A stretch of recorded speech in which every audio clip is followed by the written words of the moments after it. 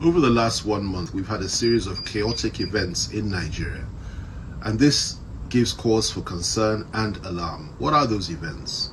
Well, first of all, about a month ago, you had a situation whereby herdsmen and ice swap warriors, as some would call them, went into a church in Owo and killed no less than 50 people.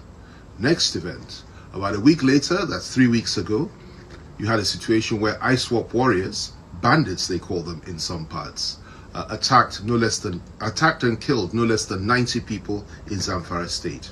Next event, not too long after that, approximately 1 week or so ago, or just over a week ago, in Niger state, ice swap warriors attacked a community in Niger state and killed no less than 45 people, 30 of them soldiers. And finally, just a few days ago, ice swap warriors attacked Kuje prison and bombed their way in, freeing no less than 600 people, 300 of whom were recovered later and found. And of the 300, according to the Ministry of Defense, over 60 of them were Boko Haram fighters. As a matter of fact, every single Boko Haram fighter in that facility was freed and has not been found ever since. I know that facility very well. It was built by the British. I was locked up there for some time, and it really is quite an extraordinary place. It's actually hidden. They targeted that facility and freed their fellow terrorists. Now, the most disturbing thing about this is that there's clearly an orchestration behind the whole thing. 1 month, all these events, and countless others long before then. The interesting thing is that when it came to the Kuje prison attack, the DSS informed the military about precisely what was going to happen and told the military where those boys were, and nothing was done about it. The military ignored these warnings. Where those boys were hiding, they were left alone, they were not rooted out, and they carried out their operation with immense precision. Worst of all is the fact that the soldiers that were actually posted in that area were withdrawn 24 hours before this event took place. And these boys operated for no less than 3 hours, bombing, killing, maiming, and pulling down walls and freeing their colleagues. Again, there's an orchestration going on. It gets worse. About 3 months or so ago, we had the attack on the train to Kaduna.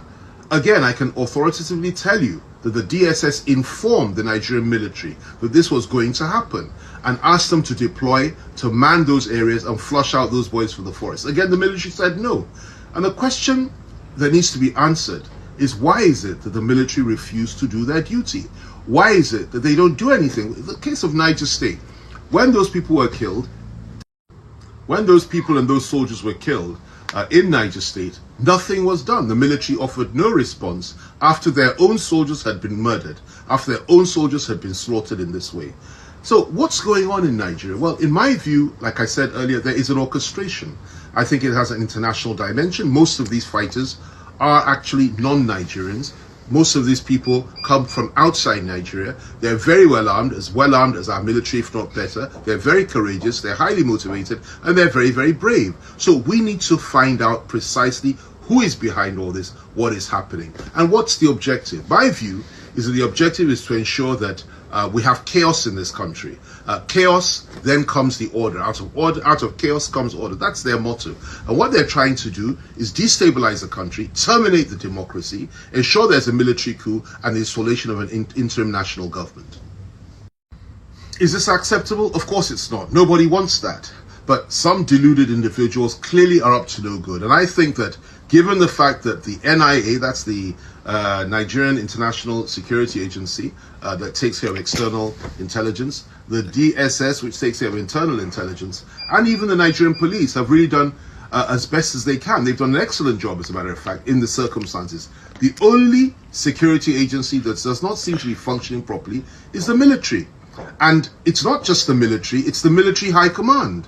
The junior officers, the boys in the field, are dying like flies. They're killing them, and they're giving their lives, sacrificing their lives for Nigeria. But the military high command, in my view, has failed. And I use this opportunity to call on not just the Chief of Army Staff, but all the service chiefs to resign and bury their heads in shame. And I call on the President to change them and bring in new people that can fight this menace and that can restore sanity to our country. There's also another dimension to this. Apart from the fact that they want chaos, They want to justify what it is that they want to do, and they want carnage so that people will say, well, fine, something needs to change and the government needs to go. Destabilize the government. Apart from that, there's also another objective, to ensure that the 2023 elections do not hold. Where you have chaos and where you have fighting, you cannot have an election. That is another objective. Now, if the election does hold, what they will do is that either during or after the election, as an aftermath of that, there will be all kinds of contrived violent acts all over the country, in which the whole thing will then ensure that everything is stopped, the whole thing is destabilized, discredited, and we are back to square one. Somebody and some people from inside and outside Nigeria, international collaborators and their people inside this country, are working towards destabilizing us and destroying us and pulling down this government. And we are all focused on 2023. We've taken our eye off the ball. All we are talking about now is who will win the primary, or who will win the presidential election in 2023, or who won the primaries a few weeks back, and which party we support, which candidate we support, whether it is Atiku, whether it is Bola Tinubu, whether it is Peter Obi or Kwakwanso or whoever or whatever. That's what we're talking about.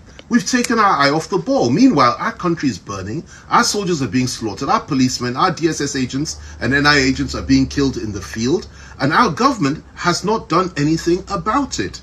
We need to do a lot more. This government and this country presently are targets and victims of a well-orchestrated conspiracy to destroy us and humiliate us and bring us to our knees and create chaos in our country. And I believe strongly the globalists that are responsible for Ukraine are the ones that are responsible for this as well. We need to be careful. We need to pray. We need to work it out. And the government and the president have to sit up, open their eyes, smell coffee, grab the bull by the horns and do something. The military has failed. The president needs to remove the military hierarchy. The president needs to grip this matter and act with strength and with power. I suspect strongly that he really does not even know what is going on, because those around him have not properly briefed him or informed him. And I'm asking everybody to try to share this video and get it across to him. He needs to open his eyes. He needs to work harder. He needs to collaborate better with the governors who are doing their very best. Many of them are very frustrated with this situation, and he needs to identify those that are behind this evil conspiracy to destroy our country and bring us all to our knees. May God guide us, may God be with us, and let's speak and fight with courage, and let's move forward. Let Nigeria live, and let this democracy survive. Amen.